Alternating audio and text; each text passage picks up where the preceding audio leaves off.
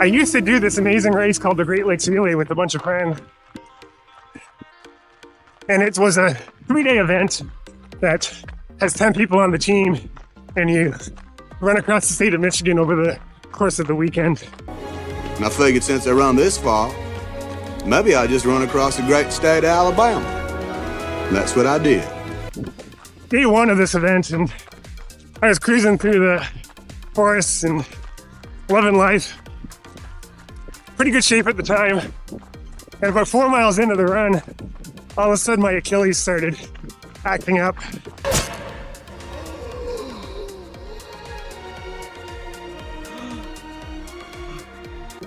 And I had to hobble in for the rest of that run that day.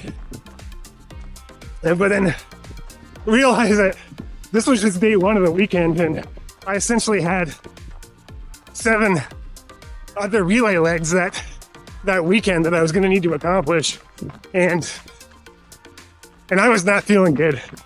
I was basically limping to walk, and my running, despite my reasonable fitness at the time, was not going well, and it was just unbelievably demoralizing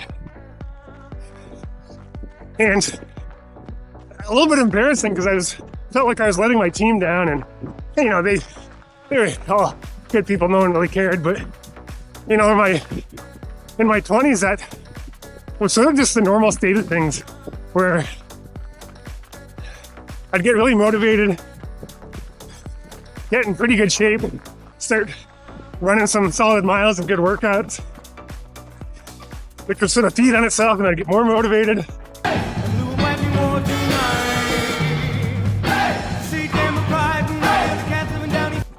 And then things would just come crashing down, and I would have all these Achilles issues that really held me back. And I loved putting in big miles. I loved doing hard workouts, but I did not like doing any rehab. So how's the physical therapy going? Oh, I gave that up. Yeah, I gave that up after maybe the first day. Within the first hour, I gave that up. And the idea of rehab, rehab wasn't even part of my vocabulary back then. My tactics for recovering from injuries back then was just time off. When something would flare up, I would take some time off, let things recover, and then kind of just get back at it. I really wasn't putting any thought or effort into what was driving the underlying issues and what might have caused the injury in the first place. So it really wasn't until my late 30s when I really started to miss running, and to be able to do it competitively and to be excited about what I was doing, that I decided I needed to be a lot more systematic about addressing those underlying issues. And to me, if there's one secret to being able to stay competitive, it's to be able to train consistently. And you can't train consistently if you're always injured. I'll always be a lemon. Well, daggum, you leaking oil again. Must be your gaskets. So for the last, 4 years or so, I've just become very systematic about addressing injuries. And that's not to say I don't get injured. That still happens on a pretty regular basis. But I think what the difference now is when I get injured, I still take some time off. But during that time off, I am figuring out what caused the injury and what's the underlying issue and how can I address that. And so, what a few years ago was like a 10-minute routine keeps on getting extended a little bit. As each training block goes by, I'll get a new issue and I'll add on a new piece to my routine to be able to address what I think is the underlying issue. It sort of started with the Achilles, and in that circumstance, I started adding on the eccentric heel drops and calf raises. I think I mentioned previously some of the, the piriformis issues I was having. So some stretches and myofascial work for that. All these things just getting added to my, either my pre-run routine or my post-run routine. And these things aren't sexy. Like, they're not really the things I enjoy doing. They're certainly not the things you post on Strava and that, you get excited about. This is the greatest night in the history of my life. Yo, Adrian! I did it! But, I'm just such a strong believer that without me doing those things, I just wouldn't be able to consistently post the miles and do the hard workouts that I'm able to do to be competitive. I just really think it just takes months and months of consistent training, years and years. I'm sure there's a good once a runner quote here from Bruce Denton, for those of you familiar. I'll see if I can dig that up later. It escapes me right now. I think back on, when I was in my 20s, in my physical prime, if I had sort of had that recognition, had that mentality, certainly there's some pains of regret of, what things could have been had I had the dedication that, dedication to not just running, but the whole process that I have now. You don't understand. I could have had class. I could have been a contender. I think this is a clear circumstance where I traded my youth for some wisdom. I got up a bit early for a weekend this morning to get my 21-mile long run in before we headed off to an indoor track meet for my kids. And man, I was hurting. I had a screaming headache and nausea. So I decided just to lay low for the day and not go to the meet and not get the rest of my family sick. So around 4 o'clock today, I decided to give it a try. And so I've done a little more than 9 miles outside and feeling okay. I was planning on doing this a bit faster, but I think just some nice easy miles is probably in order. Today's Sunday, and I decided to split my time between the elliptical and running. We got some cold weather coming, and I figured I'd enjoy some time outside while I could.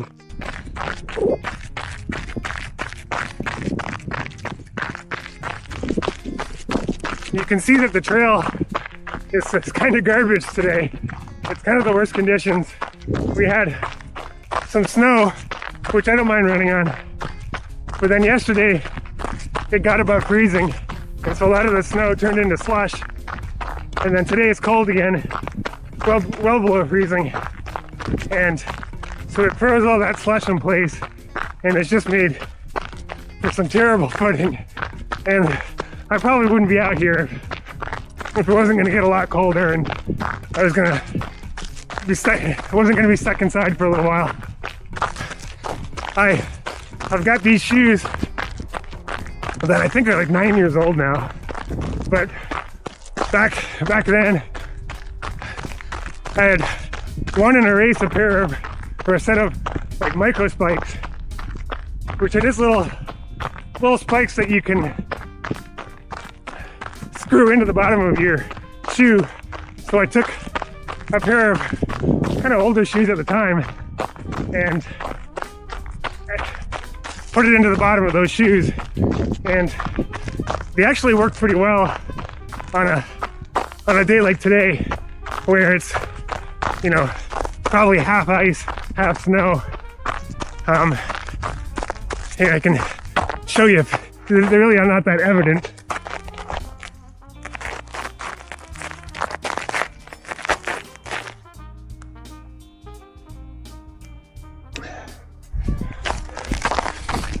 But I keep these old shoes around because I just don't run too often in these kind of conditions.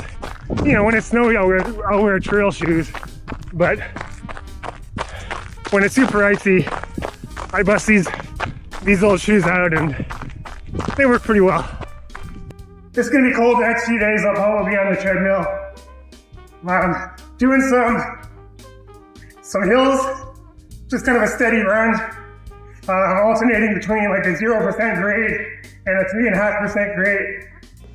I was trying some new camera angles this week, and it really killed the audio. The camera and the microphone were just too far away from my mouth, and with all the noise from the treadmill, most of the audio was just couldn't be deciphered. Today's workout was a lactate threshold workout. I started with a 6.5 mile warm up and threw in a whole bunch of hills in there. Then jumped into a 5 by 2 mile at lactate threshold. I estimated my lactate threshold to be around 5:24 pace for this workout.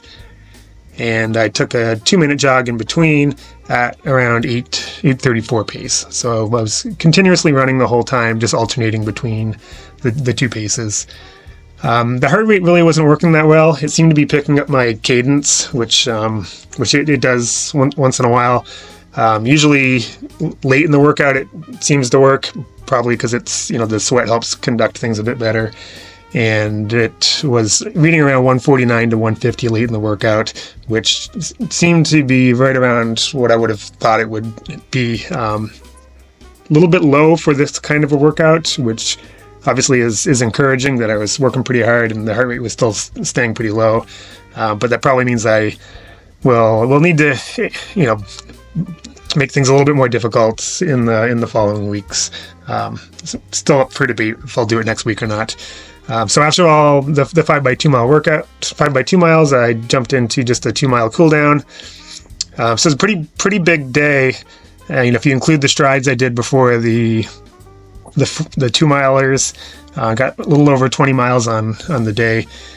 So a lot of quality and quantity kind of built into that workout.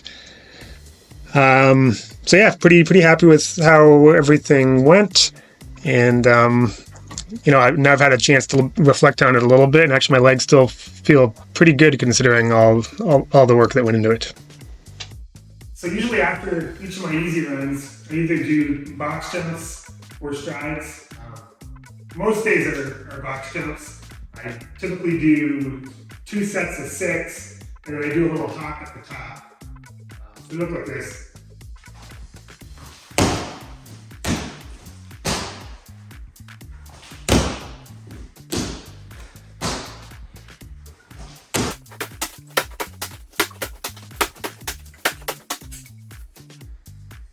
And I usually just catch my breath in between.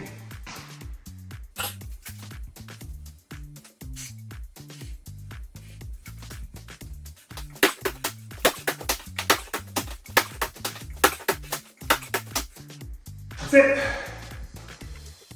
The other thing I do after each of my easy days is I do some eccentric calf drops, and I do lifts as well at the same time. I usually wear this backpack, which I just got it filled with a 60-pound bag of concrete in there. I didn't start with that, but then I found that I could do so many before my calves got tired out that this just made it a lot more time efficient. It's kind of hard to get it on the back though.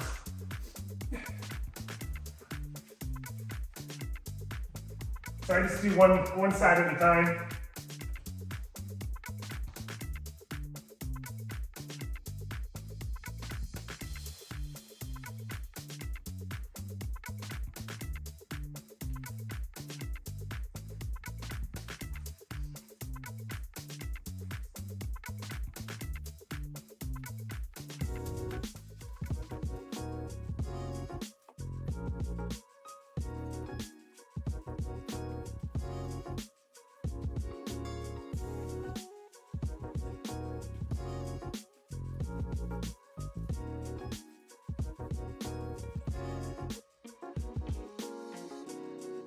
So that's 2 sets of 12.